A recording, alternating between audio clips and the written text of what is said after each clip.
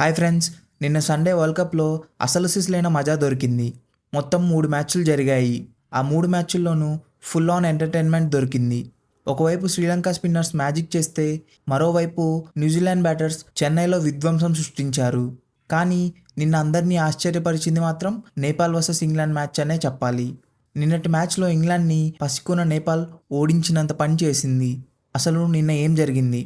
నేపాల్ అంత క్లోజ్గా వచ్చి ఎందుకు ఓడిపోయింది? ప్రతి మ్యాచ్ డీటెయిల్స్ క్లియర్గా ఈ వీడియోలో చూద్దాం. పదండి మన డగౌట్కి వెళ్దాం.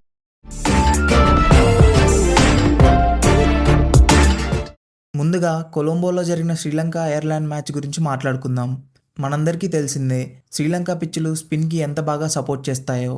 టాస్ గెలిచి బ్యాటింగ్ తీసుకున్న శ్రీలంకకి స్టార్టింగ్లోనే దెబ్బ పడింది. ఓపెనర్స్ తొందరగానే అవుట్ అయిపోయారు. కానీ మిడిల్ ఆర్డర్లో వచ్చిన కుసాల్ మెండిస్ మరియు కమండి మెండిస్ చాలా బాధ్యతగా ఆడారు. వికెట్లు పడకుండా చూసుకుంటూనే దొరికిన బాల్స్ని బౌండరీకి పంపిస్తూ స్కోర్ని 163 రన్స్కి తీసుకెళ్లారు.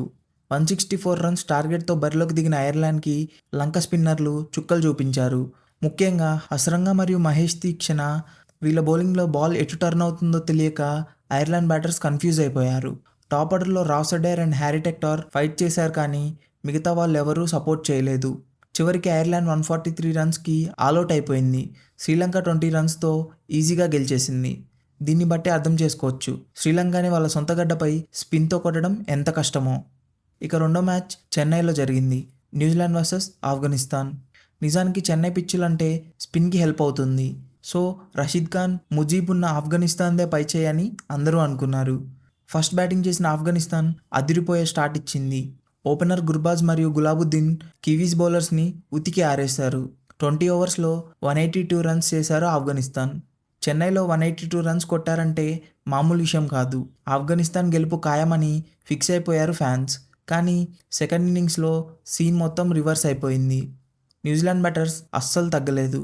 స్టార్టింగ్లోనే Finn Allen and Rachin Ravindra లో స్కోర్స్కే అవుట్ అయిపోయారు. కానీ న్యూజిలాండ్ టీం మాత్రం అగ్రెసివ్గా అటాకింగ్ గేమ్ ఆడారు. ముఖ్యంగా టిమ్ సైఫర్ట్ 65 రన్స్ మరియు గ్లెన్ ఫిలిప్స్ 42 రన్స్ చేసి ఆఫ్ఘనిస్తాన్ స్పిన్నర్స్ని వీళ్ళు చాలా ఈజీగా ఎదుర్కొన్నారు. ఏదో T20 మ్యాచ్లా కాకుండా హైలైట్స్ చూస్తున్నట్టు అనిపించింది వాళ్ళ బ్యాటింగ్. జస్ట్ 17.5 ఓవర్స్లోనే టార్గెట్ని ఫినిష్ చేసి న్యూజిలాండ్ ఒక భారీ విజయాన్ని అందుకుంది.